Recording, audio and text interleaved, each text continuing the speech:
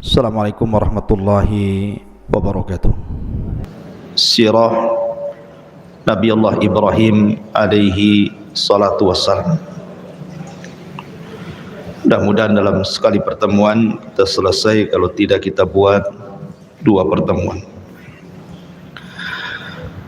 Ma'asyiral muslimin yang dimuliakan Allah Subhanahu wa taala. Kisah Nabi Ibrahim adalah kisah yang sangat menakjubkan di dalam Al-Quranul Karim. Karena Nabi Ibrahim alaihi salatu wassalam adalah Abul Anbiya, bapak dari seluruh para nabi.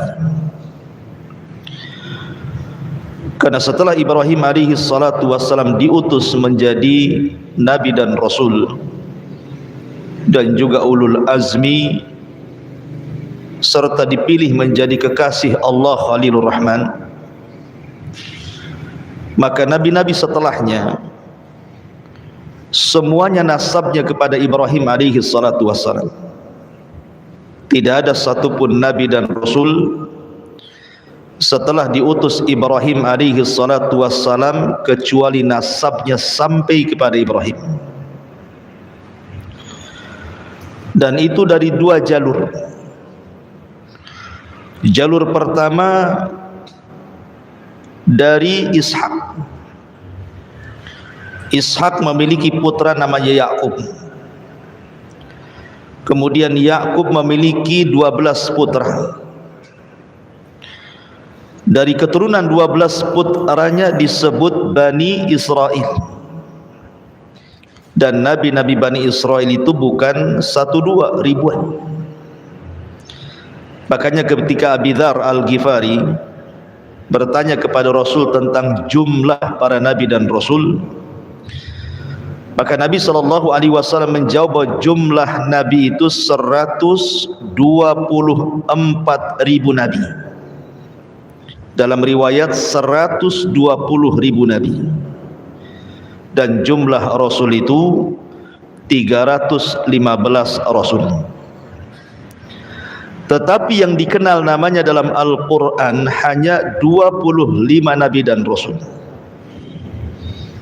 Bukan berarti yang tidak kita kenal bukan nabi atau bukan rasul. Lah ribuan para nabi itu adalah turunan Nabi Allah Yakub, dan Yakub sendiri namanya Israel.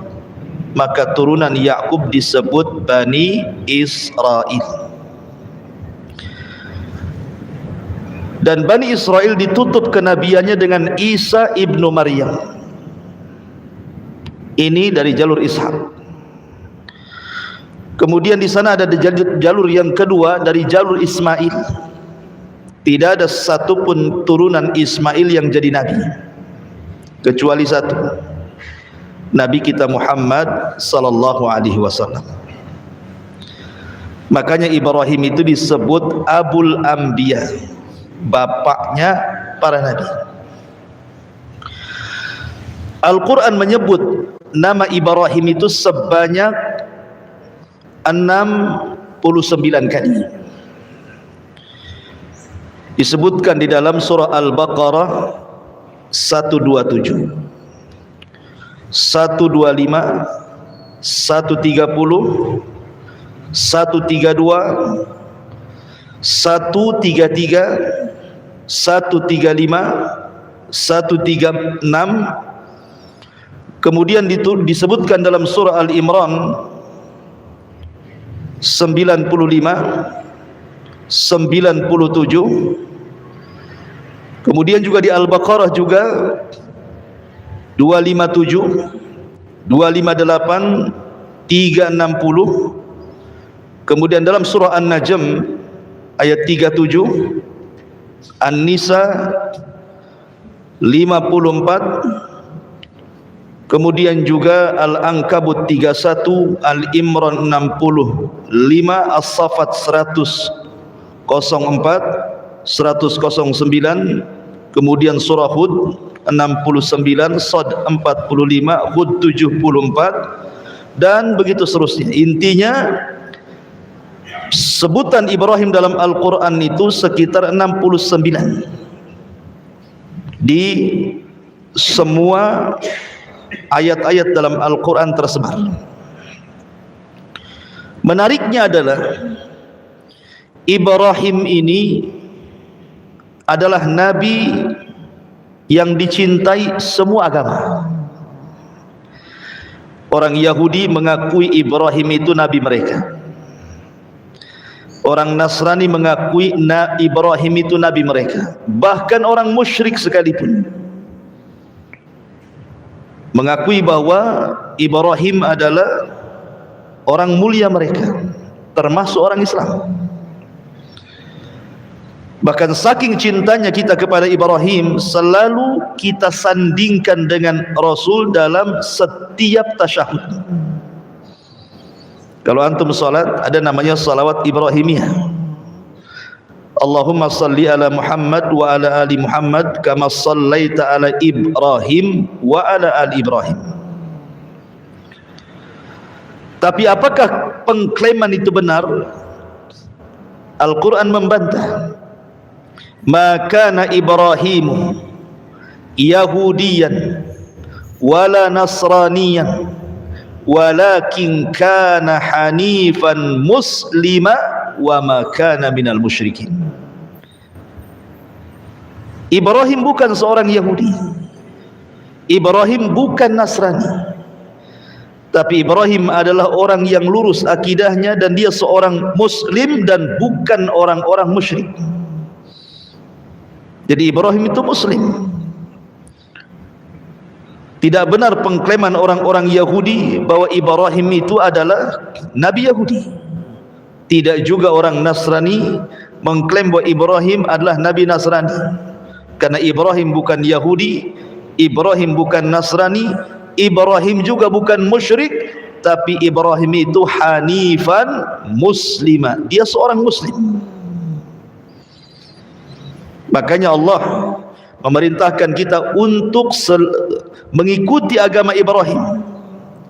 Fattabi millata Ibrahim, ikutilah agama Ibrahim, karena itu adalah agama yang dibawa Nabi sallallahu alaihi wasallam. Dia adalah Abu Tauhid, bapaknya yang menegakkan tauhid. Ma'asyiral muslimin yang dimuliakan Allah Subhanahu wa taala. Kalimat Ibrahim, apa sih makna Ibrahim itu? Karena Ibrahim itu bukan bahasa Arab. Ibrahim itu bahasa Ibrani. Ada yang mengatakan Ibrahim itu artinya Abul Umam, bapaknya umat ini.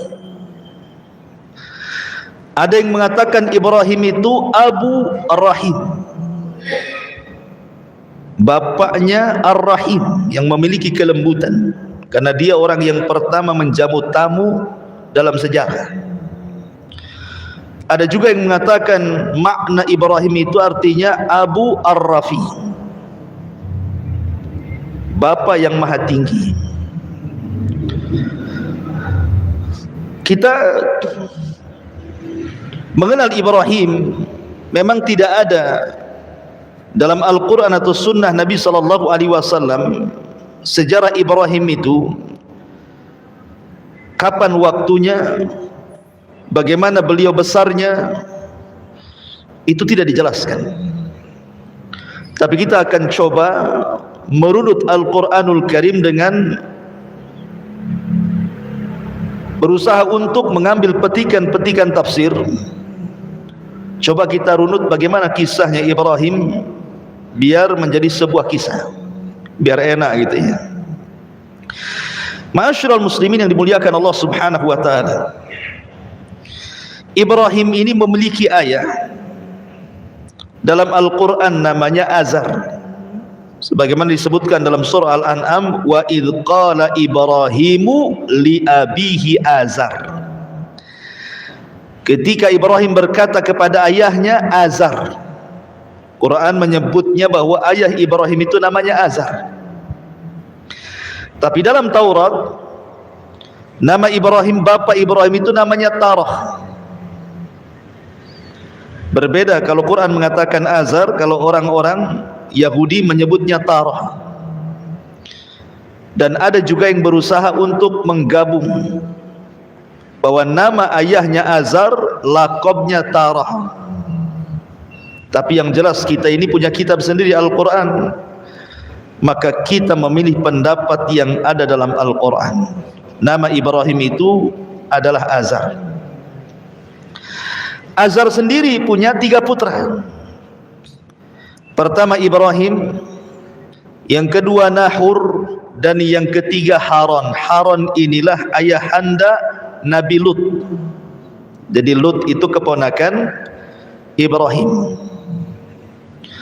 Adapun istrinya Sarah bintu Haran, sama-sama Lut bin Haran, Sarah bintu Haran. Tentu Haran di sini berbeda.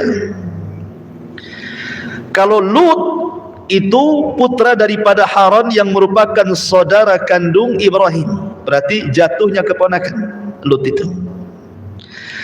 Tapi kalau Sarah itu, dia adalah saudara Azar, bapaknya itu saudara Azar, berarti Ibrahim dengan Sarah itu sepupu. Bisa dipahami ya? Jadi Sarah istri Ibrahim itu sepupunya Ibrahim. Kalau Nabi Lut keponakannya Ibrahim. Lah Nabi Allah Ibrahim alaihi salatu wassalam dibesarkan, bahkan dilahirkan di Irak, di Babil. Dan Babil saat itu dipimpin oleh seorang raja zalim namanya Namrud. Al-Imam Mujahid, beliau mengatakan bahwa di dunia ini ada 4 raja yang pernah menguasai hampir sebagian dunia. Ingat, ini raja dunia ya, bukan seperti Firaun, raja Mesir saja, bukan. Kalau Firaun itu bukan raja dunia, dia Mesir saja. Jadi 4 raja ini hampir menguasai dunia. 2 mukmin, 2 kafir. Adapun yang mukmin kata Imam Mujahid, pertama adalah Nabi Allah Sulaiman. Kekuasaannya hampir menyeluruh dunia. Kemudian yang kedua Dzulqarnain yang disebut dalam surah Al-Kahfi. Ini mukmin. Yang 2 kafir. Siapa yang kafir? Yang pertama Namrud, yang nanti kita akan kisahkan juga. Kemudian yang kedua Bukhtun Nasr, yang pernah membumi hanguskan Palestina dan membantai orang-orang Yahudi di zaman itu. Lah Ibrahim ini hidup di zaman Namrud. Dan kalau antum mendengar kisah Namrud, dialah manusia yang pertama kali bekerja sama dengan syaitan, dengan iblis. Dan dia yang membunuh bapaknya. Jadi bapaknya dibunuh oleh Namrud karena kerjasama dengan iblis untuk mengambil kekuasaannya. Jadilah Namrud raja dunia dan tidak pernah dikalahkan. Karena dalam riwayat Israiliyat itu, Namrud ini orang yang pertama kali mempelajari sihir kepada iblis. Walaupun ini perselisihan panjang para ulama, karena Al-Quran menyebutnya ada kisah Harut Marut. Tentu panjang lagi kisahnya dan banyak perselisihan ulama di sini. Ma'asyiral muslimin yang dimuliakan Allah Subhanahu wa taala. La Ibrahim dilahirkan di Babil, di Irak. Dan kala itu kaumnya adalah para penyembah berhala. Di antara mereka ada yang menyembah matahari. Di antara mereka ada yang menyembah bulan. Di antara mereka ada yang menyembah bintang-bintang.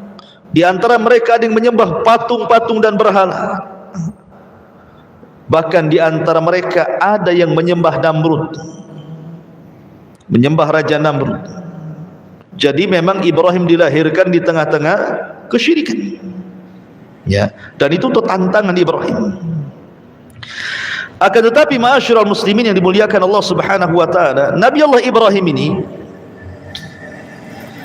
walaupun dia terlahir di tengah-tengah umat yang berbagai macam sesembahannya, tapi Allah memberikan fitrah kepada Nabi, kepada nabinya Ibrahim dari kecil tidak pernah menyembah berhala.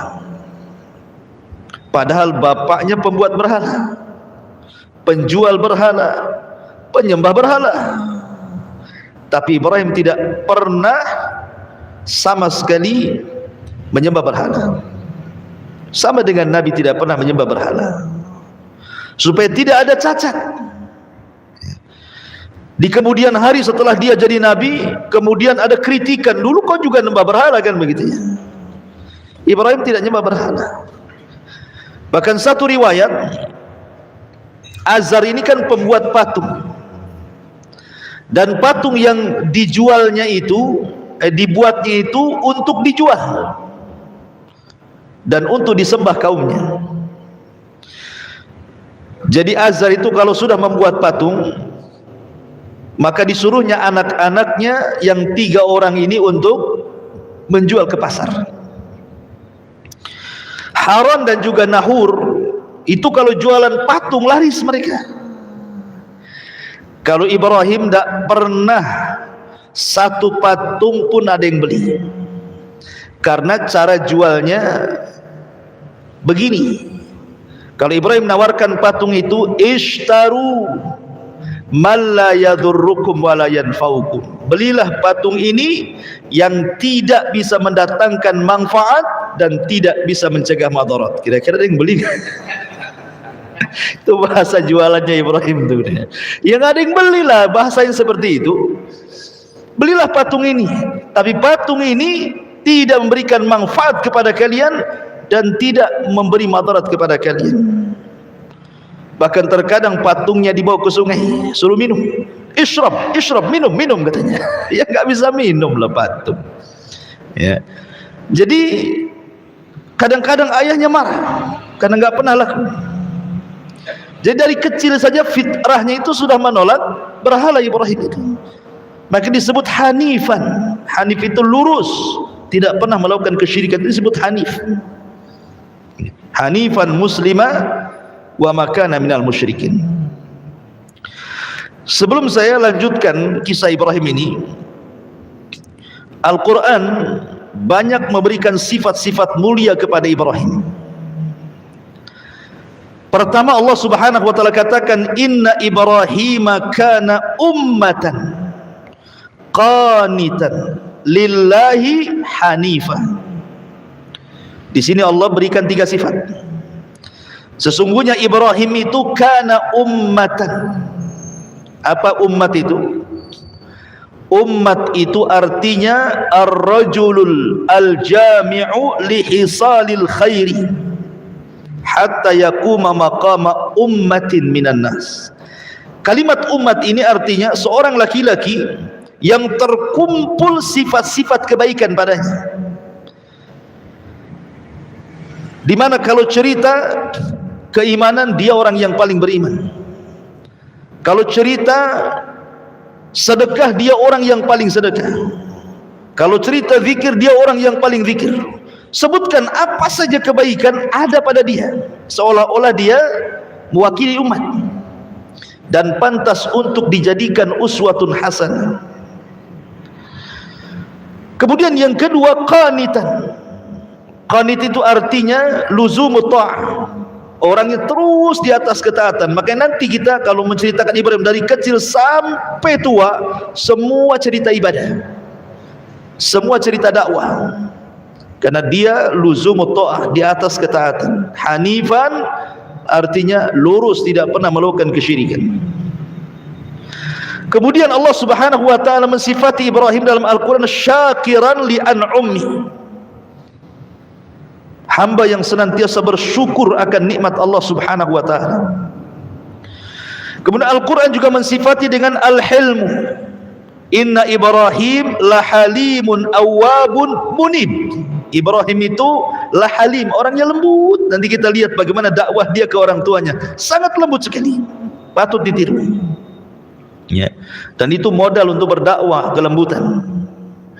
Kemudian sakha, orangnya dermawan. Bayangkan Ibrahim itu punya peternakan unta. Untuk apa? Untuk dijual? Bukan. Ibrahim itu diberikan kekayaan oleh Allah Azza wa Jalla, dan dia punya peternakan unta. Peternakan unta itu hanya untuk menjamu tamu. Jadi kalau ada tamu sembeli 1 unta, ada tamu sembeli 1 unta, ada tamu sembeli 1 unta. Hanya itu saja, hanya untuk menghormati tamu. Makanya orang yang pertama kali menghormati tamu Ibrahim.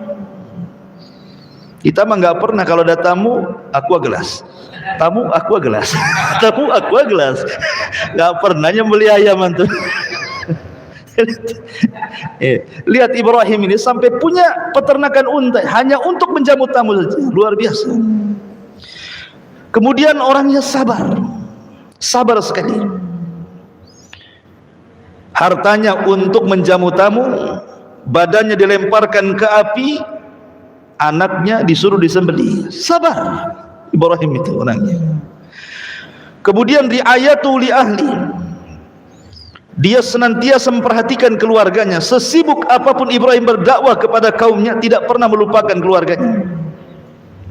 Makanya di dalam Al-Quran sering Ibrahim digambarkan bagaimana dia berdakwah kepada bapaknya. Ya abati, ya abati, wahai ayahku, wahai ayahku, lima ta'bud ma la yasma wa la yubsir.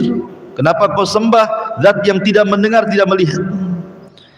Bahkan Ibrahim pernah berdoa kepada Allah, wa junubni wa baniya an na'budal asnam. Ya Allah, jauhkan aku dan seluruh anak turunanku jangan sampai ada yang menyembah berhala.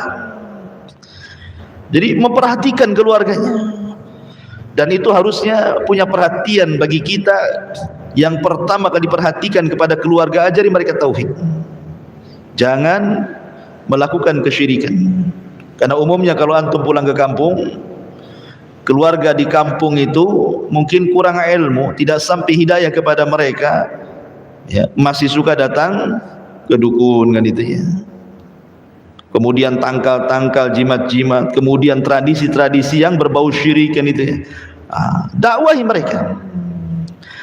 Kemudian juga Ibrahim itu syuja'ah, punya keberanian.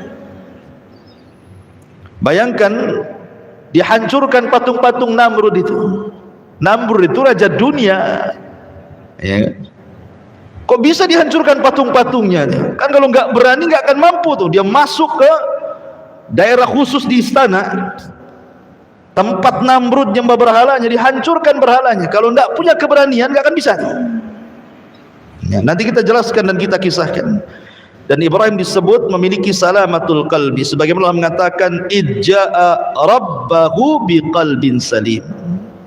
Ibrahim itu hatinya betul-betul jernih, dan sifat-sifatnya banyak lagi. Makanya wajar kalau seandainya Allah mengatakan innallaha astafa Adama wa Nuha wa ala Ibrahima wa ala Imrana 'alal alamin. Sungguhnya Allah telah pilih pertama Adam karena dia bapak manusia, kemudian Nuh karena dia rasul pertama, kemudian Ibrahim karena dia bapaknya para nabi, kemudian keluarga Imran karena dia imamnya Baitul Maqdis.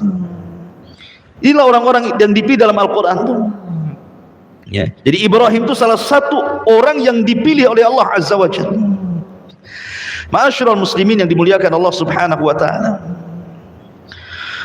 Adapun di masa remajanya, bagaimana kisah Ibrahim di masa remaja? Ibrahim ini ketika diangkat oleh Allah Subhanahu wa taala menjadi nabi dan rasul setelah dewasa, maka yang pertama kali dakwah adalah keluarga.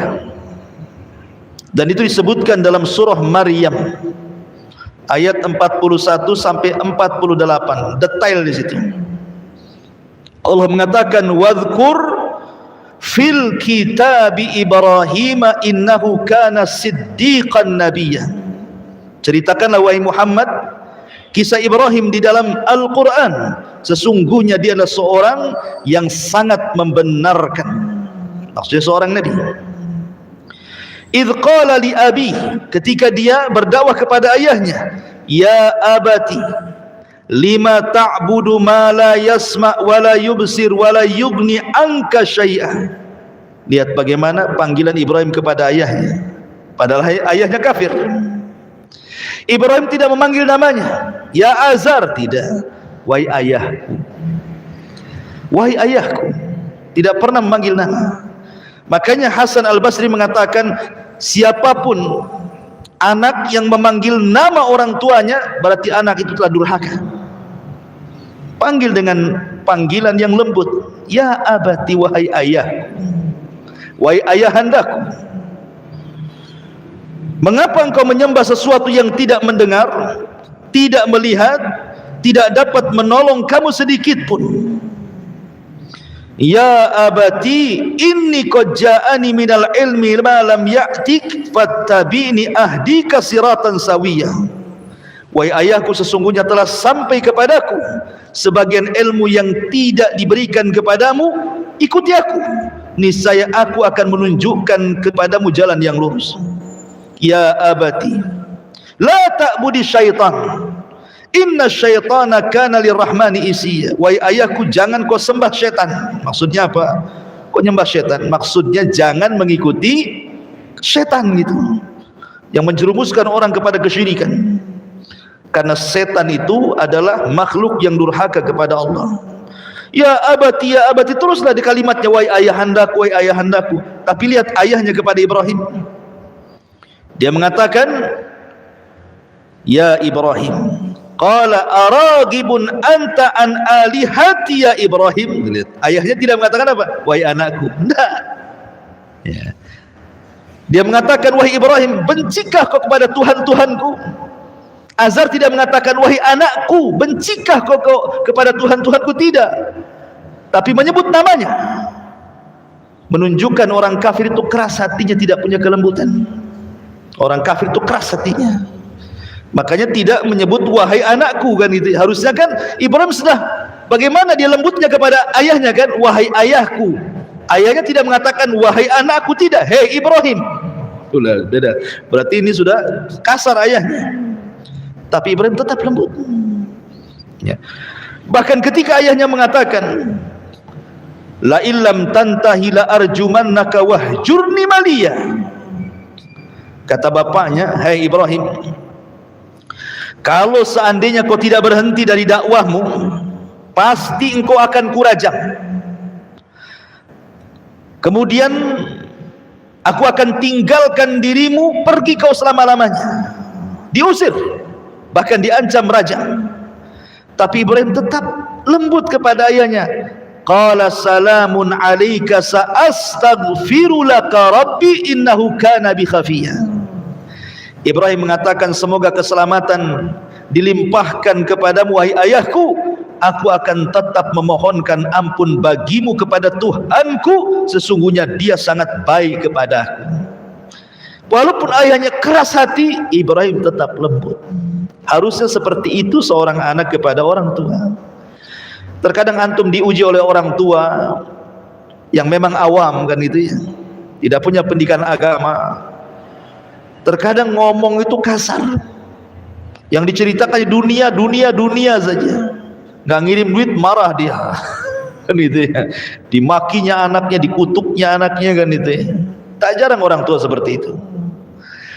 Tetapi ayat ini mengajarkan kita selaku anak yang sudah dapat hidayah, tidak boleh kita ini kasar dengan orang tua, tetap kita lembut. Lihat Ibrahim, ayahnya mengatakan ya Ibrahim, dia tetap mengatakan wahai ayah. Ayahnya mengusir dia, tetap dia mengatakan semoga Allah berikan keselamatan bagimu. Bahkan disebutkan dalam sebuah hadis yang dikeluarkan Imam Bukhari, ketika Ibrahim alaihi salatu wassalam pada hari kiamat mendapatkan ayahnya penuh dengan debu rambutnya itu dan menjadi penuh neraka, maka Ibrahim alaihi salatu wassalam mendatangi ayahnya dan mengatakan, alam aqul laka la ta'sini, bukankah sudah kukatakan wahai ayahku di dunia, jangan bermaksiat kepadaku, ikuti aku kan itu ya.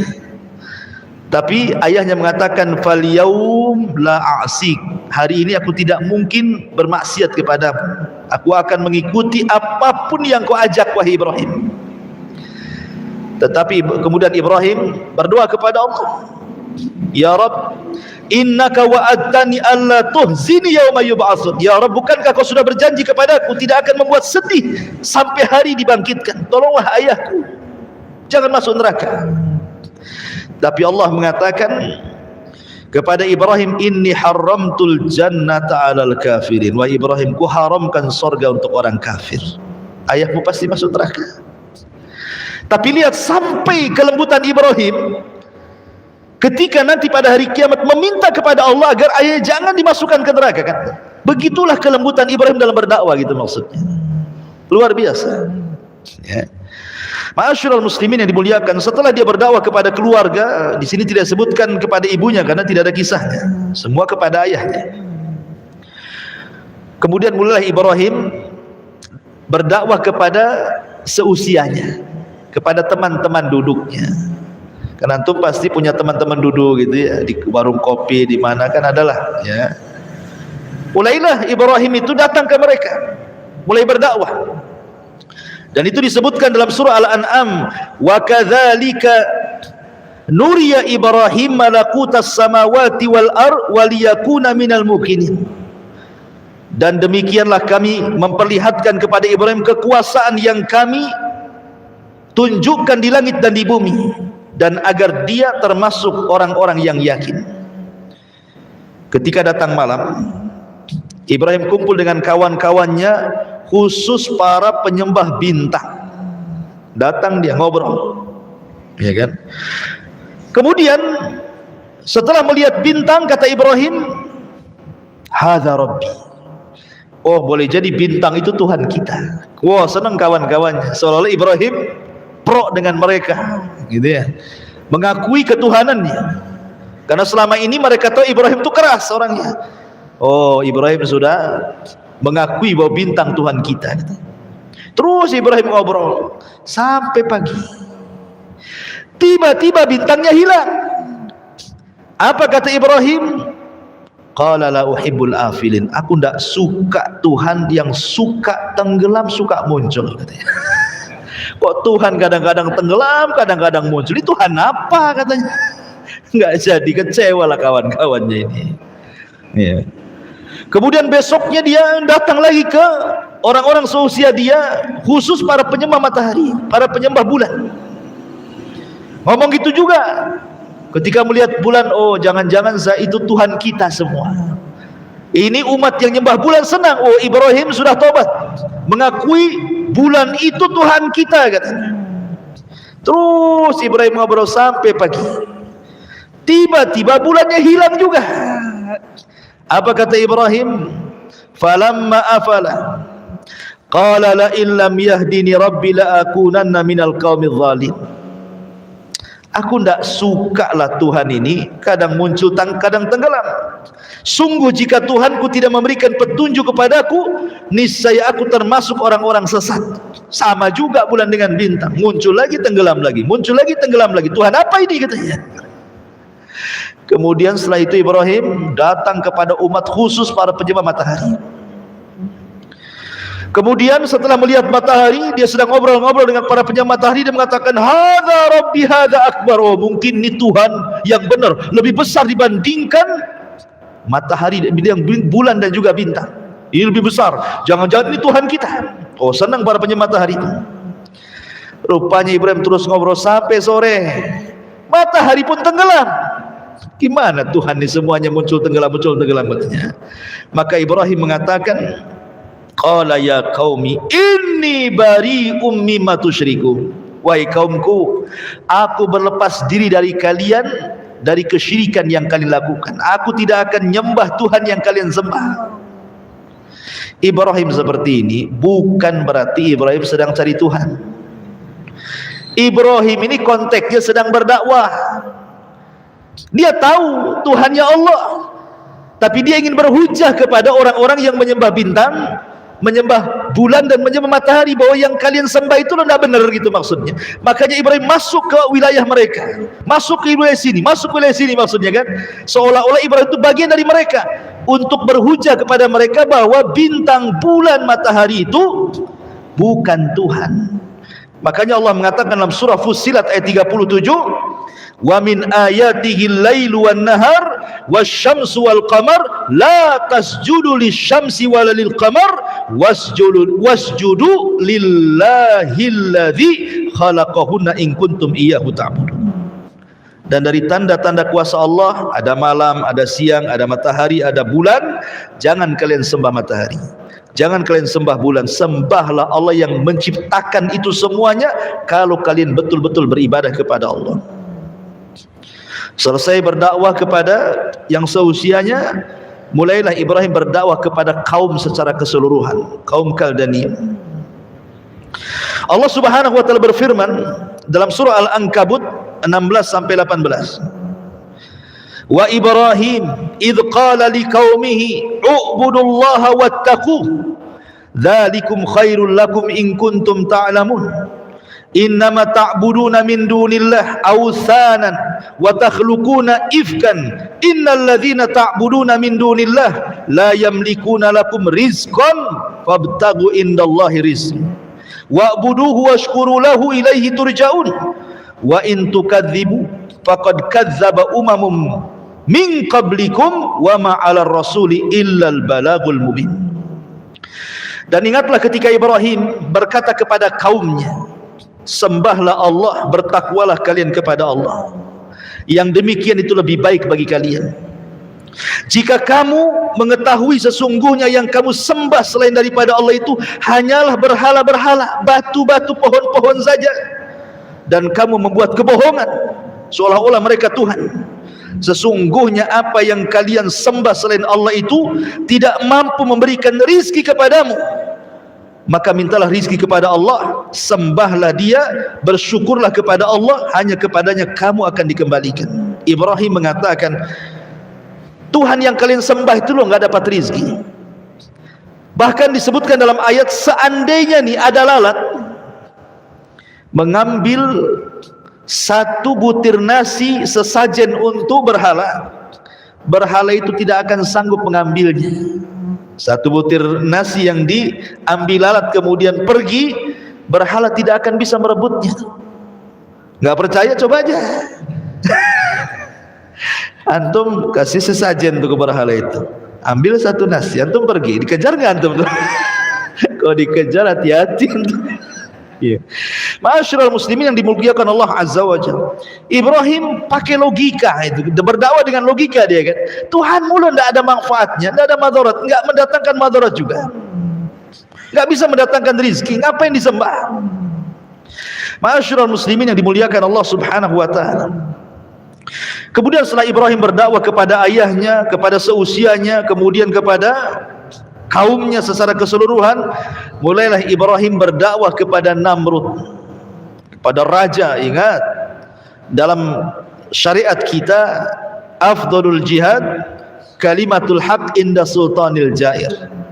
Seutama-utama jihad itu kalimat yang Anda lontarkan dari kalimat kebenaran kepada pemerintah yang zalim, kepada penguasa yang zalim. Karena kalau kita menyampaikan kebenaran kepada penguasa yang zalim itu risikonya besar, bisa ditangkap, dipenjara, dibunuh, kan gitu ya.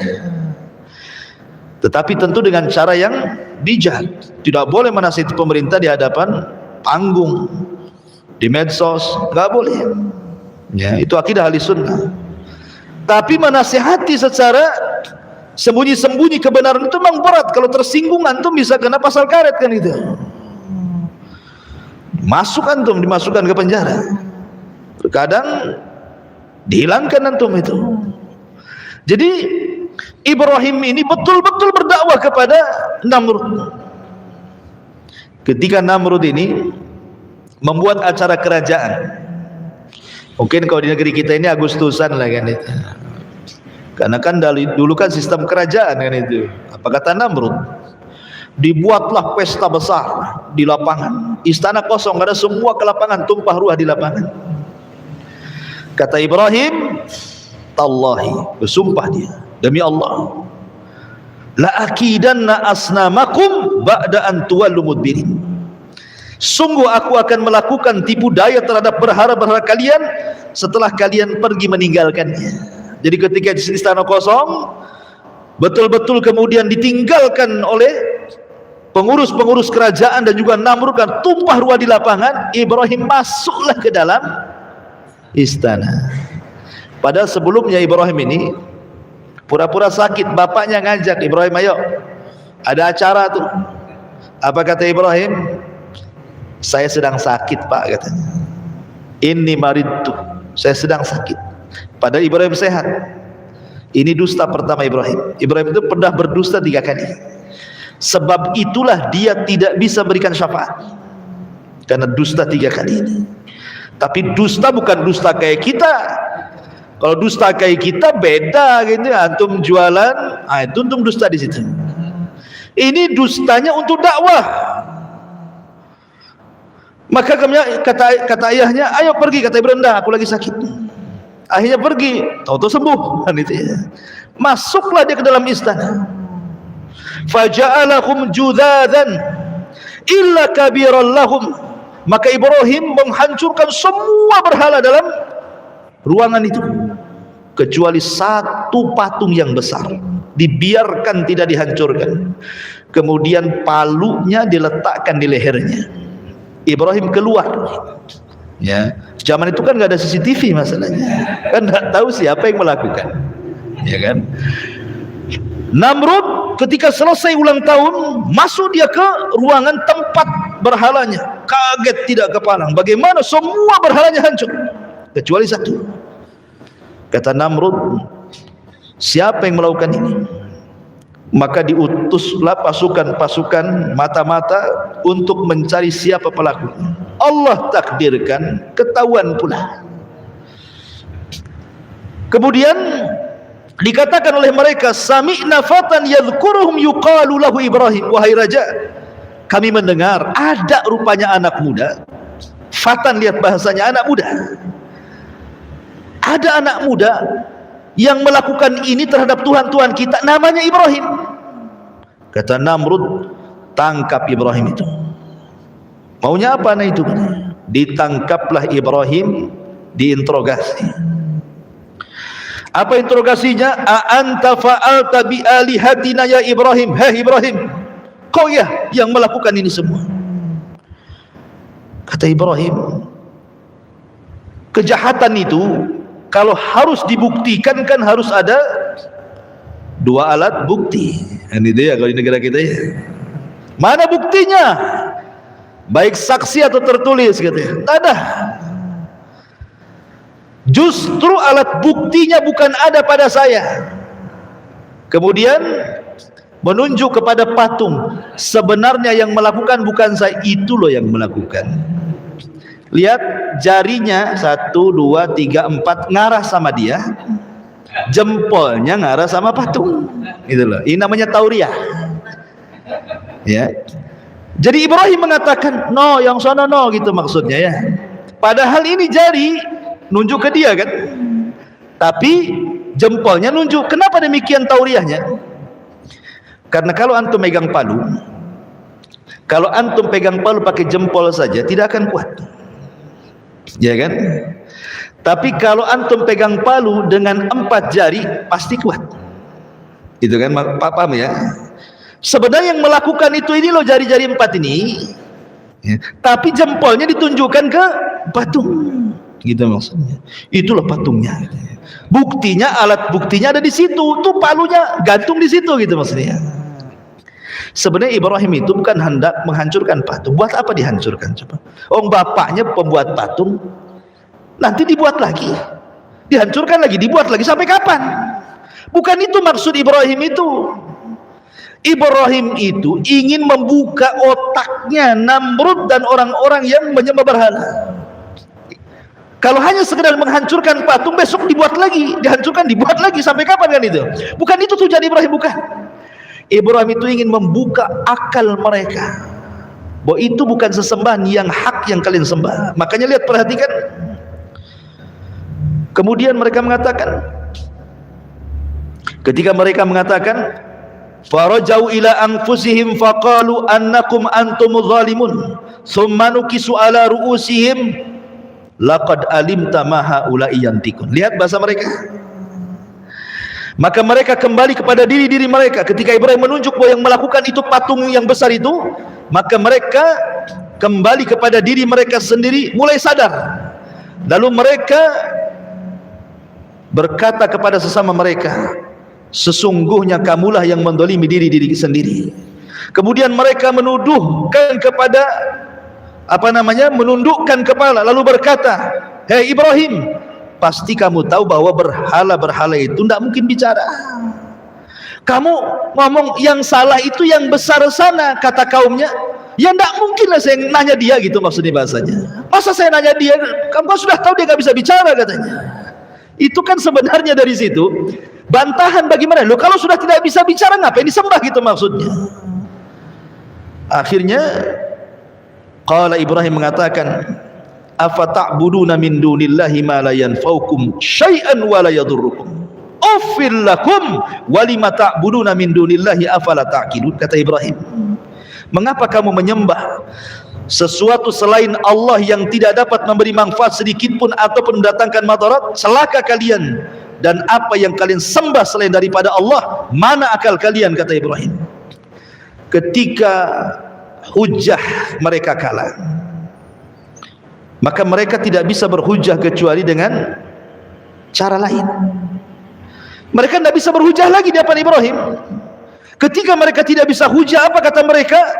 Qalu harriquhu wansuru alihatakum in kuntum fa'ilin. Maka serentak orang-orang mengatakan, bakar saja Ibrahim itu, bantu Tuhan-Tuhan kalian, katanya, kalau kalian betul-betul membela Tuhan kalian, katanya. Akhirnya kemudian Ibrahim pun diadili dan diputus harus dibakar. Akhirnya semua manusia dikumpulkan dalam satu lapangan, dan Raja Namrud meminta semua pasukan mencari kayu bakar. Bahkan setiap satu rumah harus membawa kayu bakar. Bayangkan, setiap rumah membawa kayu bakar. Setinggi apa tuh kayu bakarnya itu? Satu kota Batam setiap rumah bawa kayu bakar, taruh di Engku Putri sana itu. Enggak muat Engku Putri itu, kan itu ya. Dibakar sampai tinggi sekali tuh. Ibrahim belum dimasukkan supaya orang melihat, beginilah orang yang kurang ajar kepada Namrud bernasib sama dengan Ibrahim. Dibuatlah manjanik. Manjanik itu ketepel besar gini, gitu ya. Jadi boleh ketepel taruh sini, Ibrahimnya lempar gitu. Dibuatnya ketepel, taruh di sini Ibrahim, kemudian disaksikan oleh orang banyak, dilempar betul-betul ke dalam lautan api itu. Di tengah-tengah antara ketepel dan api itu datang malaikat. Malaikat menawarkan pertolongannya. Jibril, Mikail, semua, bahkan Mikail menawarkan hujan biar padam tuh api itu. Tapi Ibrahim alaihi salatu wassalam mengajarkan tawakal yang kuat dan mengatakan, "Amma ilaika fala wa amma ilallahi fabala," kata Ibrahim. Adapun saya harus meminta pertolongan kepada kalian, oh tidak. Tapi kalau kalian suruh meminta pertolongan kepada Allah, ya. Maka Ibrahim mengatakan, "Hasbunallah wa ni'mal wakil, ni'mal maula wa ni'man nasir." Cukuplah Allah penolong. Ketika Ibrahim masuk ke dalam api, semua binatang datang meniup supaya padam, kecuali satu binatang, tokek pula datang niup-niup supaya gede. Si tokek ini, semua binatang itu niup supaya padam, si tokek ini niup supaya besar. Makanya Nabi SAW memerintahkan untuk membunuh wazak, ya tokek dan sejenisnya lah ya, cicak, tokek, bahkan berpahala tuh. Sekali pukul mati pahalanya besar, ya. 2 kali pukul kurang pahalanya, 3 kali pukul kurang, dipukul-pukul gak mati-mati. Berarti cicak-cicakan itu. La haula wala quwwata illa billah. Makanya kenapa cicak itu sunahkan dibunuh. Apakah kemudian cicak sekarang ini menerima kesalahan tokek di zaman Nabi Ibrahim? Gara-gara tokek moyang saya gitu, saya yang kena imbasnya dibunuh. Nggak ada kaitan. Ya, memang itu perintah. Ya. Ketika Nabi SAW memerintahkan sesuatu untuk dibunuh, berarti memang ada madaratnya. Seperti kenapa Rasul memerintahkan untuk membunuh tikus. Memang tikus itu fawasik, binatang fasik, suka nyuri. Ya. Kalau jengking, ular suruh dibunuh. Karena memang binatang yang membahayakan. Ini ular pula dirawat sama orang. Kan ada tuh orang lawat ular yang gede-gede itu, tidur pula sama ular dia. Banyak kejadian lah orang rawat ular, dipatuk ular pula dia, mati. Ya.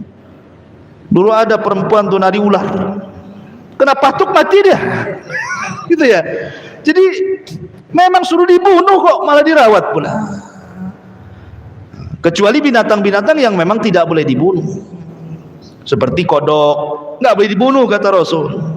Karena kodok ini salah satunya adalah dia untuk membunuh hama-hama padi. Kalau dibunuh, padinya banyak ini kan. Ada pula sate kodok. Kodok tuh nggak boleh dibunuh. Kalau antum ingin sate kodok nggak apa-apa, makan hidup-hidup, keluar hidup-hidup. Nggak bisa kan? Nggak boleh dibunuh kodok itu. Biarkan dia hidup, dilarang. Tawon nggak boleh dibunuh.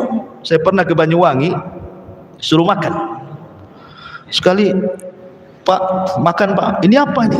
Sayur tawon. Nggak jadi saya, kok sayur tawon? Rupanya orang itu di sayur asam tawon itu. La haula wala quwwata illa billah. Nggak boleh tawon dibunuh.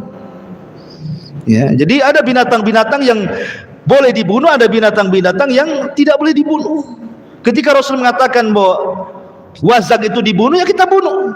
Apa alasannya? Ya, yang jelas setiap binatang yang dibunuh pasti ada madaratnya. Tidak perlu kita katakan karena ini warisan moyang tokek dulu, enggak. Itu ya, kasihan lah tokek-tokek sekarang. Gara-gara moyang tokeknya saya pula yang kena imbasnya kan. Ma'asyiral muslimin yang dimuliakan Allah Subhanahu wa taala. Intinya bahwa Ibrahim masuk ke dalam api. Maka Allah Subhanahu wa taala mengatakan dalam Al-Quran, kulna ya naru kuni bardan wa salaman ala Ibrahim. Maka ketika Ibrahim masuk ke dalam api, Allah berfirman, wahai api. Jadi Allah memerintahkan api, ya api makhluk Allah. Allah sudah berhak memerintahkan makhluknya. Wahai api, jadilah kau dingin. Coba bayangkan kalau ayat sampai di sini titik, bahaya. Satu api dunia bisa dingin, orang nggak bisa ngopi. Seandainya ayat ini sampai di sini saja, wahai api dingin kau, dingin semua. Ya, bukannya kalau kita ini ngerebus apa namanya, ngerebus air, bukan mendidih beku dia, kan gitu ya. Tapi ayat ini tidak sampai di sini. Ayat ini lanjut, bukan hanya bardan saja, wasalaman. Selamatkan. Sebab kalau hanya dingin, Ibrahim bisa mati kedinginan. Makanya Allah mengatakan wasalaman, dan juga selamatkan. Siapa? Ala Ibrahim. Berarti dinginnya api itu khusus untuk Ibrahim, bukan untuk yang lainnya. Berarti tetap panas api itu. Dan jangan pula antum baca ayat ini kemudian antum masukkan telunjuk ke kompor. Qul ya naru kuni bardan wa salaman. Terbakarlah antum. Tidak ada ceritanya. Ya, ini khusus Ibrahim. Antum tidak bisa, walaupun baca ayat ini 1000 kali tetap aja api itu panas. Ya. Ma'asyiral muslimin yang dimuliakan Allah Azza wa Jalla. Kemudian setelah beberapa hari, kan padamnya lama tuh, api segede gitu kan padamnya lama. Sudah padam, abunya pun masih panas kan itu ya.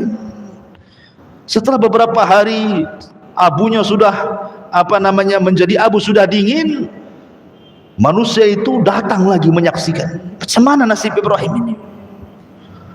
Tiba-tiba di dalam abu itu keresak, kerusuk, keresak, kerusuk. Rupanya Ibrahim masih hidup. Ya, Ibrahim masih hidup. Coba bayangkan. Harusnya Ibrahim masih hidup, itu mukjizat Ibrahim. Dia tidak mempan dibakar api. Harusnya jadi sebuah peringatan. Makanya Namrud dia mengatakan kepada iblis, karena kan ada kerjasama tuh Namrud dengan iblis tuh. Yang ngajarkan sihir Namrud itu iblis. Dalam Israiliyat diceritakan seperti itu. Iblis, kenapa sihir yang kuajarkan kepadaku tidak lebih sakti daripada Ibrahim, katanya. Namrud. Setan ini tidak mau kalah. Ya. Setan tidak mau kalah. Dia mengatakan, kau hanya itu sihir biasa, kamu juga bisa, katanya. Itulah setan. Setan sudah tahu itu mukjizat kan. Tapi supaya Namrud tetap menyembah dia, dia meyakinkan kepada Namrud. Itu biasa itu. Ma'asyiral muslimin yang dimuliakan Allah Azza wa Jalla. Lah dari peristiwa inilah Ibrahim alaihi salatu wassalam sudah tidak kuat lagi berdakwah di daerah Kaldaniun, di Babil, di Irak. Tidak bisa ini, harus hijrah. Dari situ maka Ibrahim mulailah melakukan hijrah pertama. Tidak ada yang beriman di Irak kecuali 3 orang, istrinya Sarah dan Lut. Ya, istrinya dan Lut adalah keponakannya. Hanya bertiga, Ibrahim, istrinya dan keponakannya. Itulah yang beriman. Semua kufur. Kemudian Ibrahim akhirnya hijrah ke mana? Ke Palestina. Setelah sampai di Palestina, ada yang mengatakan bahwa Ibrahim ini kan belum diberikan rizki oleh Allah Azza wa Jalla, masih mengadu nasib di Palestina ini. Apalagi ketika itu terjadi jadab. Jadab itu paceklik yang berkepanjangan, sehingga Ibrahim tidak bisa bertahan lama di Palestina, harus hijrah lagi ke negeri lain. Lah hijrahlah Ibrahim ke Mesir.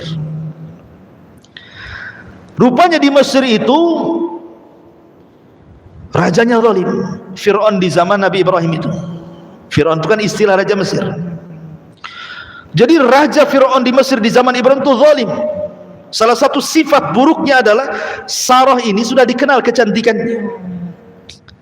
Bahkan ada yang mengatakan bahwa separuh kecantikan Hawa itu diberikan kepada Sarah, sebagaimana separuh ketampanan Adam itu diberikan kepada Yusuf. Karena Adam itu tampan. Makanya kita tidak terima kalau teori Darwin itu kita asumsi. Karena Darwin mengatakan bahwa asal muasal manusia dari kera kan gitu. Kera cakep apa ganteng? Jelek lah kera pula. Enggak apa-apa Darwin saja yang jelek. Kita orang Islam turunan Adam. Adam tuh cakep, separuh kecakapannya diberikan kepada Yusuf saja. Wanita-wanita bisa ngiris-ngiris jari itu dengan pisaunya. Lah ketika kemudian Ibrahim sampai di Mesir, Ibrahim mengatakan karena raja ini tabiatnya jelek, dia kalau melihat istri orang cantik gak terima, pasti dibunuh suaminya, diambil istrinya ya. Makanya Ibrahim berbohong kedua kali.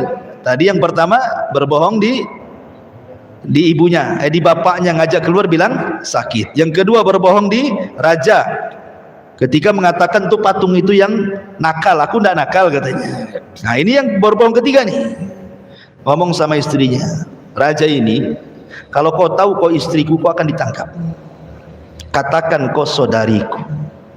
Tauriah juga maksudnya bukan saudari di sini, saudari beneran, maksudnya saudari seagama gitu maksudnya. Tapi katakan kau saudariku, dan jangan kau katakan aku suamimu, katakan aku ini saudaramu. Tapi karena Sarah ini cantik memang, datanglah prajurit-prajurit raja ini, nggak peduli walau ngaku saudari-saudara, kalau cantik diambil kan gitu ya. Diambil akhirnya Sarah ini, dibawa ke istana. Ibrahim hanya bisa terdiam dan melakukan sholat. Nah, ini pentingnya kata Rasul, kalau ada masalah sholat. Ibrahim lagi pusing dari istrinya diculik sama raja, sholat dia.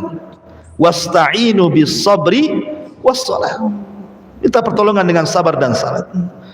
Datangkanlah Sarah ke hadapan raja. Namanya orang cantik. Ya raja sudah tidak sabar lagi. Ketika raja ini hendak menjamah Siti Sarah ini, sebutkan dalam sebuah hadis bahwa Sarah berdoa kepada Allah Azza wa Jalla. Dalam doanya Sarah mengatakan, ya Allah, lindungi aku, tahanlah kezalimannya kepadaku. Tiba-tiba ketika raja hendak mendekati Sarah, kayak orang setruk, nggak bisa digerakkan tangannya. Kemudian raja mengatakan, berdoalah kau kepada Allah agar tanganku tidak seperti ini. Akhirnya Sarah berdoa, dibalikin lagi tangannya, sehat lagi. Setelah sehat mau lagi dia. Itulah kadang-kadang maksiat kan. Ya, kadang-kadang kita udah tobat nggak mau lagi.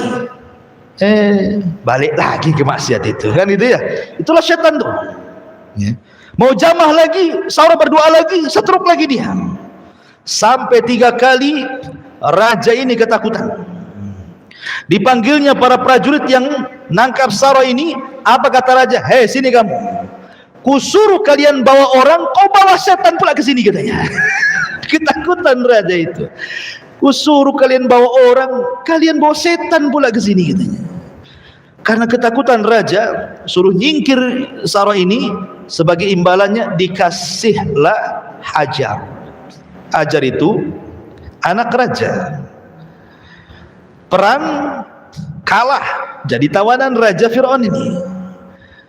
Maka kemudian kata sang raja, ambillah nih Hajar, bawa ke sana, bawa bersamamu pergi sana.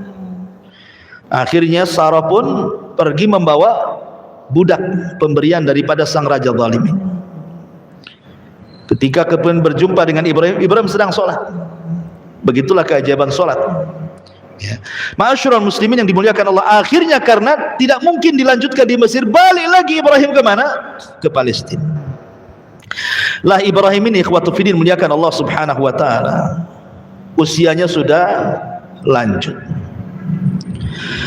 Setiap hari dia berdoa kepada Allah Subhanahu wa taala, Rabbi habli minas salihin. Ya Allah, anugerahkan kepadaku anak yang saleh. Tapi tidak kunjung dikasih. Karena sudah tua, istrinya sudah nenek-nenek, bahkan dikatakan mandul. Tapi Ibrahim tidak jenuh mengatakan, Rabbi habli minas salihin, ya Rabb, anugerahkanlah kepadaku anak yang saleh. Kenapa Ibrahim minta yang saleh? Karena kalau anak itu saleh menjadi qurratu a'yun, menjadi penyejuk mata orang tua. Tapi kalau anak jahat, terkadang orang tua ini keceplosan ngomong, nak, baiknya kau mati saja lah. Apa kalau tahu kau kayak gini, ngapain ku lahirkan dirimu? Bagus waktu bayi ku cekik kau, katanya. Kan gitu ya. Ada orang tua yang saking kesalnya sama orang tua, sama anak itu, sampai ngomongnya aneh-aneh itu. Udah tahu gini ku cekik, mati kau, katanya. Karena enggak soleh. Sumpah hati orang tua. Makanya Ibrahim itu minta anak yang soleh. Kita juga sama. Doa kita kepada anak-anak itu, ya Allah jadikan anak kita yang soleh, jadikan, supaya anak itu menjadi penyejuk mata, gitu maksudnya. Tapi Allah Subhanahu wa taala tidak kunjung memberi. Akhirnya kemudian Hajar ini, Sarah ini, cobalah mencari solusi. Karena dia tahu bahwa suaminya kepengen punya keturunan, apalagi suaminya seorang nabi, harus ada keturunan kan gitu. Jadi Sarah ini mengatakan, ya Ibrahim, ambillah budakku ini, Hajar, nikahilah. Akhirnya kemudian Ibrahim pun menikahi Hajar dan menggaulinya. Kemudian Allah takdirkan Hajar hamil. Oh, rupanya perlu dipancing. Antum kalau sudah menikah lama, tidak punya anak, dipancing poligami biar punya anak. Ya. Ma'asyiral muslimin yang dimuliakan Allah Azza wa Jalla. Kemudian ini kalau udah dipancing kok istri kedua tak punya anak lagi, poligami lagi. Sampai kapan dan balik gitu ya. Taib. Akhirnya kemudian setelah punya anak nih Ismail, maka Ibrahim ini nampak namanya udah tua, tiba-tiba dikaruniai anak. Kan luar biasa kecintaannya kepada Ismail. Namanya cinta kepada anak, tidak mungkin pula tidak cinta sama ibunya. Tentu ya cinta juga sama ibunya. Inilah yang membuat cemburu Sarah. Tetapi Allah Subhanahu wa taala apabila menghendaki sesuatu pasti menghidupkan sebabnya kan. Memang harus ada sebabnya. Hajar ini harus pindah dari situ. Kan tidak mungkin langsung, ayo Hajar kita berangkat ke Mekah, kan nggak gitu. Harus dibuat sebabnya dulu, skenarionya dulu kan. Jadi Sarah ini mulai cemburu karena Ibrahim ini selalu mendekati Ismail. Otomatis yang mendekati Ismail dekati ibunya juga lah kan gitu. Jadi terkadang Sarah itu mencari-cari Ibrahim ke sana kemari, nggak ada. Oh, pasti dia sama Sarah. Saking cemburunya akhirnya dia memanggil Hajar. Kemudian oleh Sarah Hajar itu bajunya diikat tali, kemudian ujung talinya diikat batu. Jadi kalau kemana-mana kan batu ini diseret-seret kan tahu tuh. Mungkin kalau bahasa sekarang ini dikasih GPS lah. Cuman kan pakai batu GPS. Jadi tahu nih, ini ada bekas jalan batu nih. Oh, di situ kan, itu maksudnya. Saking cemburunya tuh. Begitulah orang dulu. Sama juga antum, kok cemburu sama antum, hati-hati, handphone antum ada GPS-nya tuh. Bang di mana bang? Batu Haji. Nagoya kata. Masalah ini. Masyarul muslimin yang dimuliakan Allah Azza wa Ta'ala. Kemudian akhirnya Allah Subhanahu wa taala merintahkan Ibrahim untuk memisah Hajar dan Sarah. Di sinilah mulai hikmah kenapa terjadi seperti ini. Kemudian Allah mengarahkan agar Ibrahim membawa Hajar dan juga Ismail bayi untuk pergi ke Mekah. Mekah itu bukan kayak sekarang mentereng, tidak. Mekah itu disebutkan dalam Al-Quran biwadin ghairi di zar'in inda baitikal muharram. Kau bawa Hajar ke sebuah lembah yang isinya hanya batu, padang pasir, tidak ada pohon, tidak ada tanaman, tidak ada makanan, tidak ada minuman, bahkan tidak ada orang. Jadi penghuninya cuma satu, dia ajalah Hajar itu sama bayinya Ismail. Dibawalah Ibrahim, baru kan dari Palestina ke Mekah ini jauh. Kalau zaman dulu naik unta itu 1 bulan perjalanan tuh. Dan di situ ada syarat. Ibrahim hanya meletakkan gitu saja, dan tidak boleh tinggal walaupun beberapa hari. Letak pulang. Saya bayangkan, diletakkan langsung pulang. Ketika pulang ada syarat lagi, tidak boleh nengok ke belakang, tidak boleh menjawab panggilan, pergi gitu saja. Coba perasaan Hajar digituin. Kalau wanita zaman sekarang, cerai aja bang lah, kan itu kan bahasa kita ya, apain gak ada perasaan nih suami nih katanya, ya kan. Kalau dibuat kayak gitu tuh, karena wanita-wanita di zaman sekarang ini, antum sudah kasih semuanya saja dibilang antum gak punya perasaan, ya kan. Antum sudah kasih rumah, bulanan antum kasih, jajan antum kasih, anak pun antum kasih, salah sedikit dibilang apa, memang abang gak punya perasaan. Itu ya kan, istrinya nggak berakal itu ya.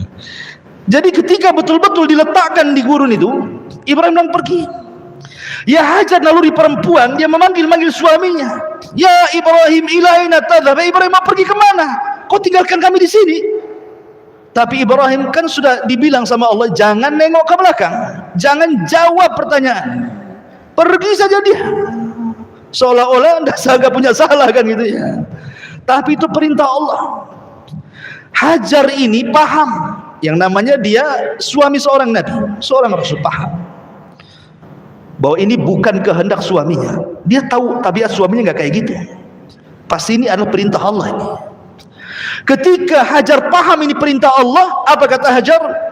Kalau memang ini perintah Allah, idhhab ya Ibrahim falan yudayyi'unallah, kata dia. Pergi sana, aku yakin Allah tidak mungkin menyia-nyiakan aku di sini.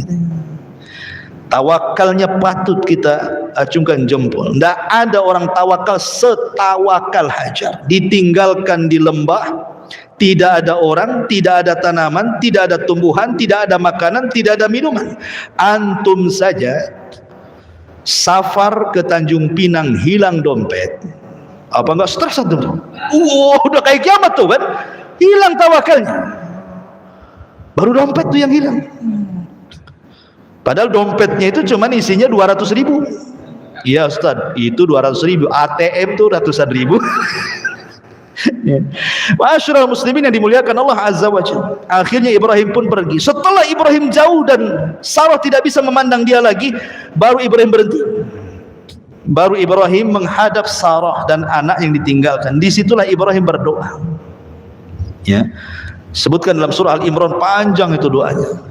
Ya Allah, jadikanlah negeri ini penuh dengan berkah, rizki yang banyak, macam-macam keamanan banyak. Antum baca surah Al-Imran. Ya. Kemudian Ibrahim pergi ke Palestina. Ini Hajar ini dengan Ismail hanya bawa bekal cukup 2-3 hari saja, habis itu habis. Nggak ada makan lagi, nggak ada minuman lagi. Ketika sudah 2 atau 3 hari, Ismail ini menangis karena haus, namanya bayi. Dan seorang ibu yang menyusui pun harus dia minum, harus ada nutrisinya kan masuk, supaya air susunya keluar kan itu. Terpaksalah dia mencari air. Lari dia ke bukit Sofa. Ada bukit Sofa.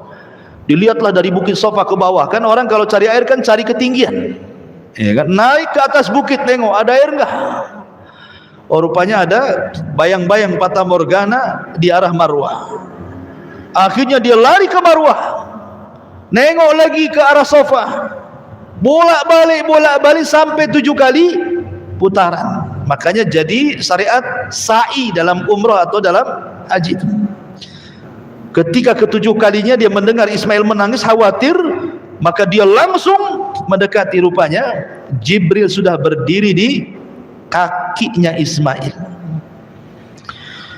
Kemudian Jibril menendangkan kaki kecil yang Ismail ini ke tanah.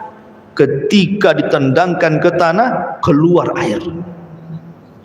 Saking senangnya nih Hajar ini melihat ada air muncrat dari tanah, langsung dia membuat bendungan. Zam. Nah, jadilah air itu Zam-Zam. Zam-Zam itu membendung artinya. Ambil tanah satu, jadi bendungan. Zam. Nah, jadi Zam-Zam lah sekarang. Ya, sampai sekarang air itu jadi air Zam-Zam. Ya. Ma'asyiral muslimin yang dimuliakan Allah Azza wa Jalla. Setelah kemudian ada air, kemudian bisa minum di situ, bayinya bisa minum, nggak ada makanan, nggak mungkin minum terus, harus makan juga orang.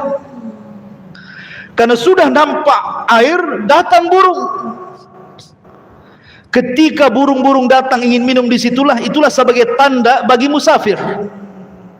Ada suku Jurhum yang mereka kehabisan minuman, haus di tengah padang pasir, mencari air, nggak dapat. Rupanya dia lihat burung. Oh, di situ ada air. Kalau ada burung pasti ada air. Maka suku Jurhum ini, suku Yaman ini, mendatangi burung itu, ternyata memang ada air. Di situ ada seorang wanita dengan bayinya. Ini suku Jurhum kalau mau jahat bisa dibunuh Hajar itu. Untuk ngambil air kan gampang saja, cuma wanita saja. Tapi suku Jurhum itu ada dari kabilah Yaman. Dan Rasul mengatakan untuk ahli Yaman, ahlul Yaman itu araqul qulub, lembut hatinya orang Yaman itu. Ya. Makanya kemudian akhirnya minta baik-baik. Boleh nggak saya minum dari airmu? Kata Hajar boleh, tapi barter dengan makanan. Nah, disitulah dia bisa makan. Maka terjadilah barter minuman dan makanan. Akhirnya Allah jamin, betul kata Hajar, kalau memang ini perintah Allah, idzan lan yudayyi'una Allah. Inilah kata-katanya terbukti. Ya kan? Kalau memang ini perintah Allah, wahai Ibrahim, pergi kau sana.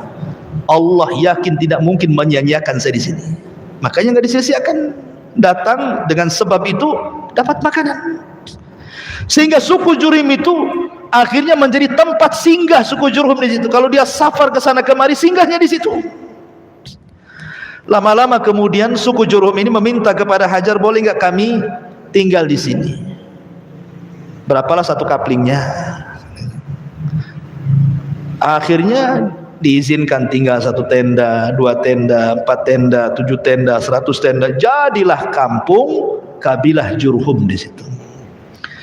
Disinilah Ismail ketika mulai sudah bicara, maka dia belajar bahasa Arab kepada suku Jurhum. Dan dia orang yang paling fasih dibandingkan Jurhum itu sendiri bahasa Arabnya. Makanya Ismail disebut musta'rib. Arab itu terbagi 3. Ada al-Arabul Badiyah, ada al-Arabul Baqiyah, ada al-Arabul Musta'rab. Arabul Badiyah sudah musnah, itu kaum Ad, hilang sudah di zaman Nabi Hud. Ya. Nabi Soleh, kaum Samud itu hilang semua itu, tidak ada turunannya. Kemudian Arabul Baqiyah, itulah dari Qahtan. Dari Qahtan. Kemudian ada Musta'rab. Musta'rab inilah orang Arab, orang bukan Arab tapi pasti berbahasa Arab. Itulah Ismail. Ya. Makanya Ismail bukan Nabi Arab. Nabi Arab itu cuma 4. 1 Hud, 2 Saleh, 3 Syuaib, 4 Nabi kita Muhammad SAW yang betul-betul lahir di Arab. Tapi Ismail kan lahirnya di Palestina. Dia orang Palestina dia, ya kan, baru hijrah ke Mekah kan itu. Belajar bahasa Arab kepada suku Jurhum, akhirnya pandai bahasa Arab dan menikah dengan suku itu. Ya, dengan suku Jurhum, dan punya anak sampai turunnya kepada Rasulullah. Jadi Arab dulu itu yang menguasai Jurhum sebelum perang dengan suku lain namanya Khuza'ah. Suku Jurhum ini masih mengikuti agama Ibrahim dan Ismail, mentauhidkan Allah, karena Ismail berdakwah kepada mereka jadi muwahhidun, orang-orang yang bertauhid. Dijajahlah sama Khuza'ah, kalah Jurhum ini. Karena ditakut kalau seandainya Zam-Zam dikuasai mereka, ditimbun pula Zam-Zam sama suku Jurhum. Ketika mereka balik ke Yaman dikuasai Khuza'ah, maka Zam-Zam hilang. Baru diketemukan di zaman Abdul Muttalib. Dialah yang menemukan Zam-Zam yang dipendam Jurhum itu. Ya, kita kembali ke kisah. Jadi setelah Ismail kemudian bergaul dengan suku Jurhum, kemudian juga sudah dewasa, Allah mengatakan dalam Al-Quran, falamma balagha ma'ahu sa'ya. Ketika Ibrahim usianya sudah sampai sa'ya. Sa'ya itu artinya sudah bisa diajak bicara, yang mengatakan usianya sudah antara 10 sampai 15 tahun. Ya sudah remaja ya. Sudah bisa diajak bicara, dimintai bantuan, diajak diskusi, kan itu usia-usia 10 tahun sampai 15 tahun kan sudah bisa lah orang tua berbicara itu, ngajak bicara itu. Ibrahim ini tidak pernah ketemu dengan Ismail sekian tahun, udah belasan tahun tak pernah ketemu. Sehingga Ibrahim ingin melihat anaknya, berangkatlah dari Palestina ke Mekah. Di malam hari sebelum keesokan harinya dia berjumpa dengan Ismail, mimpi pula Ibrahim ini.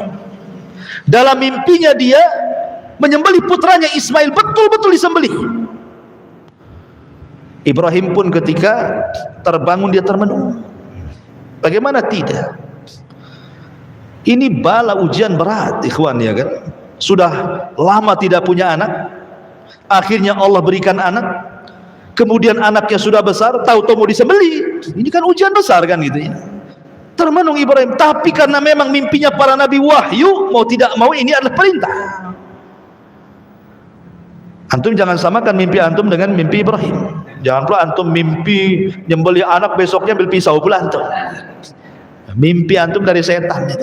Kalau mimpi nabi itu dari Allah. Jadi terpaksalah dia harus ngomong. Ketika besoknya ketemu Ismail, oh senang, namanya bapaknya dah lama gak ketemu, istrinya juga, suaminya gak ketemu, kan senang. Maka Ibrahim kemudian harus ngomong walaupun berat. Dibawanya Ismail ke tempat yang lain, dijauhkan dari ibunya.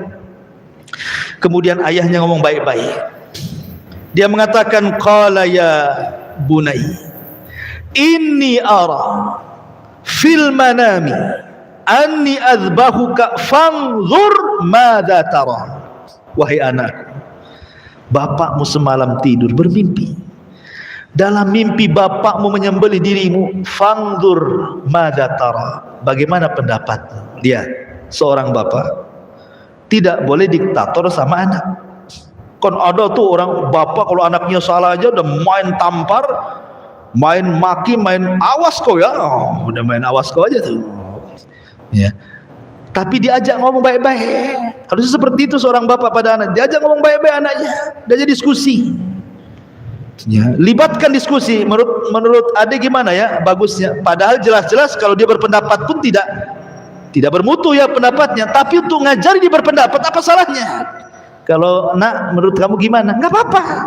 Seperti Ibrahim ini ngajak diskusi kan? Fangdur madzatar. Menurutmu gimana nih? Tapi Ismail ini anak dari Hajar yang tawakalnya kuat, anak daripada Ibrahim yang Khalilur Rahman. Dia tidak bercanda, tidak ngasih mukaddimah. dia langsung mengatakan, ya abatif alma tu'mar satajiduni insyaallahu minas sabirin. Oh, mantap di jawabannya. Wahai bapak, lakukan saja. Kalau ini perintah Allah, lakukan saja. Insyaallah engkau akan dapati aku termasuk anak yang sabar. Lihat bahasanya. Ismail tidak mengatakan if'al ma turid, lakukan apa yang kau mau wahai ayahku. Tapi bahasanya if'al ma tu'mar, lakukan yang diperintahkan. Sebab kalau bahasanya lakukan apa yang kau mau, berarti bukan perintah Allah, ini kemauan bapaknya. Tetapi ketika bahasanya tu'mar, ini perintah, berarti tahu Ismail ini perintah Allah, bukan kemauan bapaknya. Dan lebih hebatnya lagi, Ismail mengatakan insya Allah. Insya Allah ini seolah-olah Ismail ingin mengatakan, wahai ayahku, kalau aku redho untuk disembelih, kau juga redho untuk menyembelih, Allah pun redho aku disembelih, pasti kau dapati aku termasuk anak yang sabar. Tapi seandainya aku redho disembelih, kau juga redho siap menyembelih, tapi Allah tidak redho, ini tidak akan menjadi anak yang sabar. Makanya bahasanya insyaallahu minas sabirin. Ya, itulah bahasa Quran luar biasa itu. Jika Allah berkehendak, kan itu ya, pasti kau akan dapati termasuk hamba Allah yang sabar. Ismail tidak pernah dia menyekat kalimat itu. Maksudnya tidak ada kata-kata mukadimah. Pak, itu kan mimpi. Enggak lah kan, enggak ngomong gitu kan. Pikirkan, anakmu satu-satunya. Kan enggak ada kan kalimat itu. Anakmu tuh si mata wayang. Kau mau bunuh bantai aku juga. Kan itu. Nanti kau tak punya anak lagi gitu. Tak ada. Ismail ngomong gitu langsung, tegas, jelas. Wahai bapakku, kalau ini perintah Allah, lakukan. Insya Allah anakmu termasuk anak yang sabar. Tidak main tunggu Ismail, pergi dia, datang ke rumahnya, pamitan ke ibunya, ambil tali dan pisau, bergegas dia datang ke ayahnya. Kata Ismail, ya, ini tambang untuk mengingat badanku. Kalau kau tidak ikat aku, bisa saja aku kabur. Ya. Ini pisau sudah kutajamkan, sebab kalau tidak tajam, maka akan lama untuk menyembelihku. Ketika kau sembelih, aku minta 3 syarat. Sembelihlah di tengkuk, jangan di leher. Sebab kalau di leher, engkau akan memandang wajahku, kau kasihan tak jadi. Kalau di tengkuk, otomatis wajahnya terpendam. Yang kedua,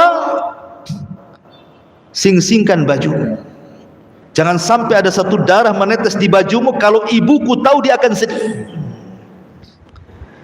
Dan yang ketiga, segerakan sembelihannya. Akhirnya Ibrahim pun betul-betul lah dia letakkan pisau.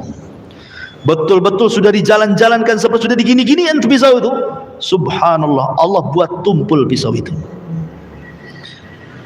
Sebagaimana Allah menjadikan tongkat Nabi Musa ular, sebagaimana Allah jadikan api Ibrahim tidak membakar, Allah pun bisa membuat pisau tajam jadi tumpul. Jadi tumpul, tidak bisa disembelih gini-gini.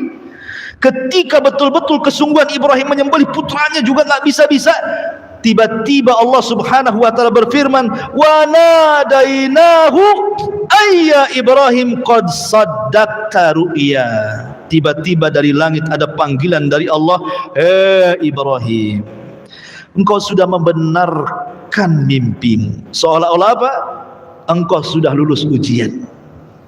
Kau sudah lulus ujian. Kenapa Ibrahim sampai melakukan seperti ini coba? Dan kenapa Allah pula memberikan bala seperti ini? Kenapa ujiannya enggak yang lain saja? Kenapa harus menyembelih gitu ya? Kan banyak ujian, kenapa harus ini maksudnya? Ibrahim itu diuji oleh Allah subhanahu wa ta'ala soal kecintaan. Karena biasanya ketika orang cinta kepada Allah, contoh nih antum ketika belum ada pekerjaan, oh rajinlah antum ke pengajian, ramailah pengajian itu. Ketika mulai ada tawaran bisnis di luar, ya kan, tawaran bisnis di luar, ya sebulan sekali mulai muncul. Kemana? Ada oplet sebelah sana. Mulai kan gitu. Ketika Ibrahim ini cinta dengan Allah, tiba-tiba ada anak. Dikhawatirkan kecintaan Ibrahim kepada anaknya mengalahkan kecintaan dia kepada Allah. Jadi Allah ingin menguji, apakah cintamu masih tulus kepadaku ataukah sudah berpaling ke lain hati kepada anakmu. Soalnya seperti itu. Tapi dengan Ibrahim sungguh-sungguh menyembelih putranya, ingin melenyapkan putranya supaya kecintaannya hanya kepada Allah, maka Allah sudah yakin Ibrahim tidak mungkin memberikan kecintaannya kecuali kepada Allah. Sejak itulah disematkan kalimat Khalilur Rahman. Khalil itu kekasih, dia lebih tinggi dibandingkan al-hub. Hub itu cinta, khullah itu cinta lebih daripada khullah. Namanya ada Habib, ada Khalil. Khalil itu di atasnya Habib. Dia kecintaan yang murni kepada Allah Subhanahu wa taala. Itu alasannya. Makanya Allah mengatakan inna kadzalika nuzil muhsinin. Begitulah kami akan membalas dengan balasan yang baik. Karena ini ujian berat. Makanya Allah sampai memberikan taukid penguat dalam ayatnya, inna hadza lahuwa al-bala'ul mubin. Lihat, Allah sampai membuat 3 penekanan. Inna, sesungguhnya. Kalimat sesungguhnya kan penekanan tuh. Inna. Hadza, ini. Lah adalah taukid lagi. 3 penguat dalam ayat ini. Sesungguhnya, ini benar-benar sungguh-sungguh ujian yang berat bagi Ibrahim. Memang ujian berat, tapi Ibrahim lulus. Lulus dia, predikat kaum Lut. Lulus, ya. Makanya karena kelulusannya itulah Allah mengatakan wa fadainahu bidzibhin azim. Allah turunkan kambing dari sorga. Kata Abdullah ibn Abbas, warnanya putih dan gemuk dan bertanduk. Jadi kalau antum cari korban yang gemuk, yang bertanduk, yang putih. Tapi kalau Rasul suka warnanya amlah, putih ada campuran hitam. Kalau kambingnya Ibrahim putih semua, ya kan? Kalau korban tuh cari yang gemuk. Kalau yang gemuk pasti mahal. Makanya kalau ingin korban sudah nabung hari ini untuk tahun depan. Jangan udah dekat-dekat korban sibuk cari utangan. Pasti dapat kurus itu, nggak dapat gemuk. Gitu ya. Jadi kalau antum betul mau korban yang tabung dari sekarang kan gitu ya. Untuk tahun depan pasti dapat gemuk, dapat jantan. Dapat warna yang bagus, karena kalau mahal itu semua ada kan itu. Kalau murah antum mau cari yang mana? Kadang-kadang udah jelas-jelas bawa 5 juta, ada pula harga 3 juta, yang 2 juta dimasukkan lagi. Udah ini aja katanya, murah katanya.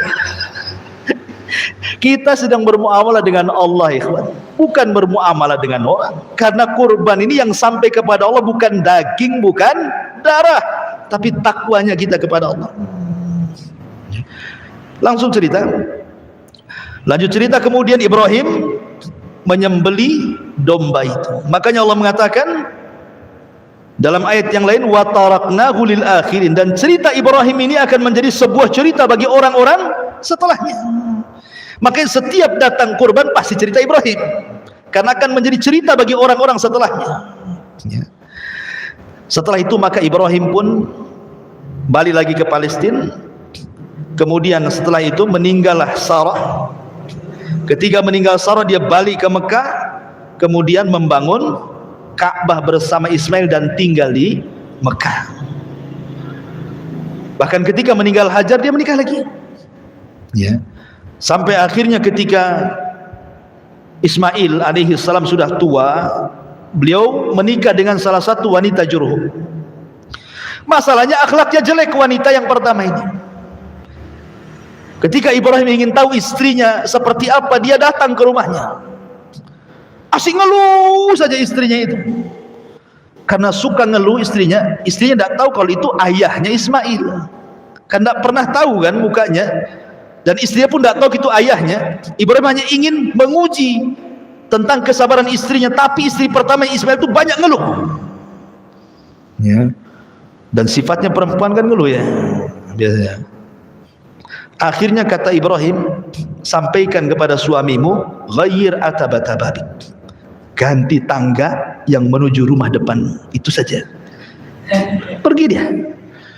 Datang Ismail, cerita istrinya, bang, tadi ada orang tua begini, tahu-tahu dia berwasiat kepadamu, ghayyir atabat babik, suruh ganti tangga menuju tempat depan rumahmu. Kata Ismail, oh kamu tidak paham, itu ayahku, berarti dia menyuruh aku untuk menceraikan kamu. Ceraikan istri pertama.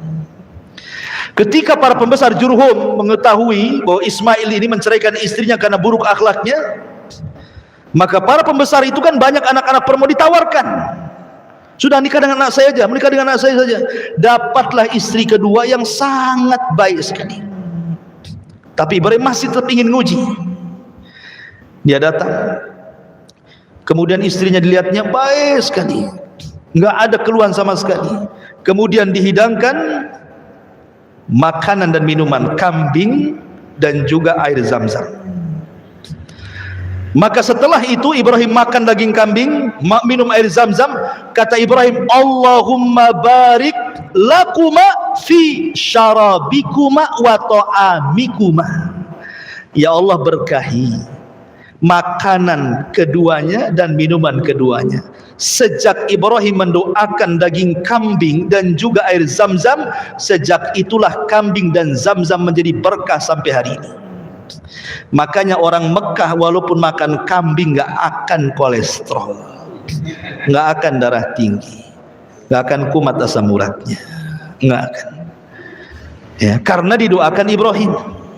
Ya kan, kambingnya itu didoakan. Makanya dulu zaman Nabi kambing itu makanan pokok. Makanya sampai sekarang orang Arab itu makan kambing pagi, siang, sore, malam. Nggak kayak kita. Walaupun 1 bulan ya tetap aja kayak gitu. Coba antum beli kambing di Tamiang, pagi antum kambing, siang antum kambing, malam antum kambing, sebulan saja mungkin antum yang diantar ke Tamiang. Beli kambing di Tamiang, antum pula diantar ke Tamiang, ke kuburan Tamiang sana. Ini bahaya ikhwan. Ya. Jadi itulah bedanya kambing sana berkah. Lah Ibrahim mendoakan makanan yang ada di Mekah, Rasul mendoakan makanan yang ada di Madinah. Madinah dulu makanan pokoknya kurma. Maka Rasul mendoakan keberkahan 2 kali lipat makanan Madinah dibandingkan Mekah. Makanya kurma Madinah itu kurma yang luar biasa, disebut dengan ajwa. Semua kurma Madinah disebut ajwa, kan dapat doa Nabi. Siapa yang makan 7 butir ajwa di pagi hari nggak akan kena sihir, nggak akan racun sampai sore hari, kan begitu. Jadi sama-sama didoakan. Kalau makan Mekah didoakan Ibrahim, makanan Madinah didoakan Rasulullah. Itulah diantara sejarah singkat Nabiullah Ibrahim alaihi salatu wassalam. Wallahu a'lam bishawab. Mudah-mudahan kajian tentang Nabiullah Ibrahim tadinya dibuat 2 pertemuan, tapi dengan singkat kita bisa menyelesaikan. Mudah-mudahan ada ibrah dan pelajaran. Subhanakallah bihamdika asyhadu an la ilaha illa anta astaghfiruka wa atubu ilaik. Allahu ta'ala. Assalamualaikum warahmatullahi wabarakatuh.